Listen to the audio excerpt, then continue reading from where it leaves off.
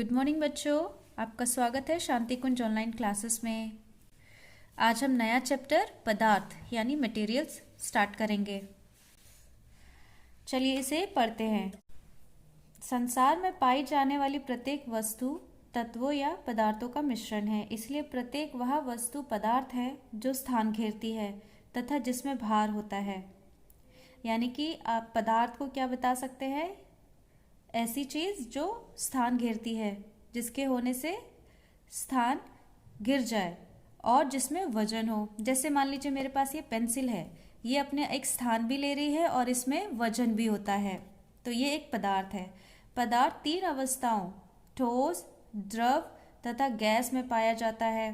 पदार्थ की तीन अवस्थाएं होती हैं, ठोस यानी सॉलिड, द्रव यानी लिक्विड, गैस आप इसे भाप के फॉर्म में कह सकते हो। धुआं, भाप, ये सब गैस में आता है, ठीक है। परंतु महत्वपूर्ण प्रश्न यह है कि पदार्थ किस वस्तु से बना होता है, ये भी एक क्वेश्चन है। चलिए जानते हैं। अणु एवं परमाणु। अणु का मतलब मॉलिक्यूल्स, परमाणु यानी एटम्स। सभी पदार्थों को अनेक छोटे छोटे कणों में तोड़ा जा सकता है।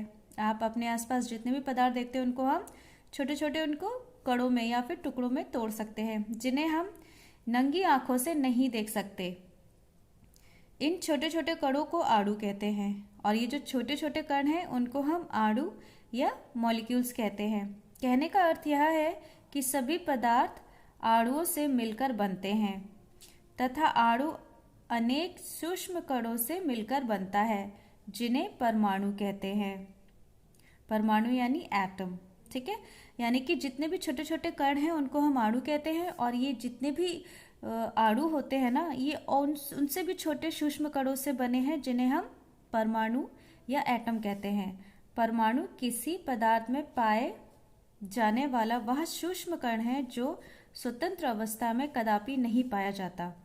और सेकेंडली, ये जो परमाणु होते हैं ये बहुत ही छोटे कण होने के साथ साथ स्वतंत्र नहीं होते कहीं भी घूमने के लिए, ठीक है।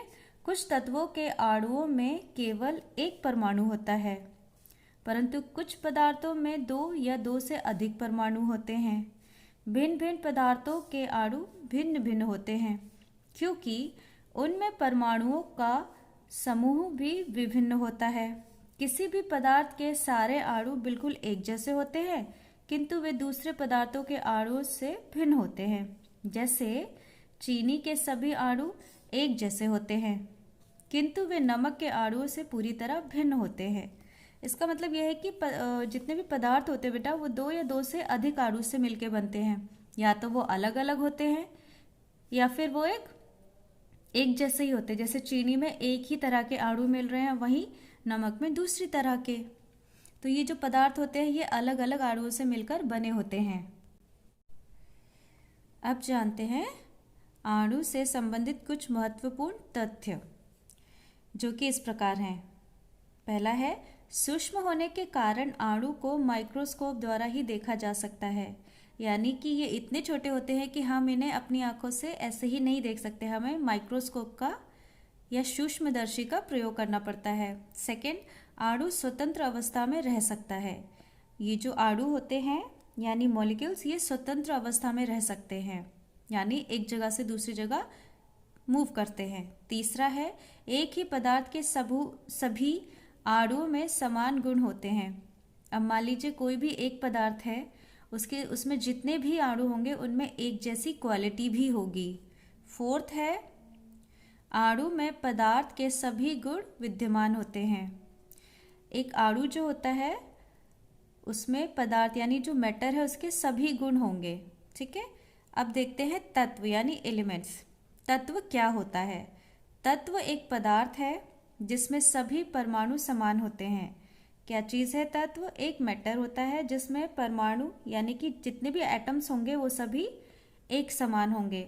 रासायनिक तत्व को तोड़कर हम नई वस्तु नहीं बना सकते, यानी किसी भी वस्तु को रासायनिक यानी कि केमिकल चेंज करके हम नई वस्तु नहीं बना सकते।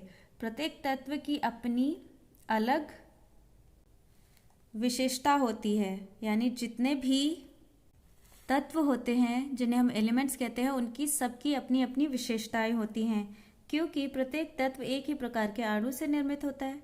और ये इसलिए भी क्योंकि जितने भी तत्व हैं, एलिमेंट्स है, वो सभी एक ही परमाणु से मिलकर बनते हैं, एटम से। जैसे हाइड्रोजन, ऑक्सीजन, सोना, लोहा, ये सभी तत्व हैं जो कि एक ही परमाणु से, यानी उन सब में एक ही क्वालिटी होगी, उनसे बनते हैं। बच्चों, आज के लिए इतना ही। इसको पढ़ें और समझें।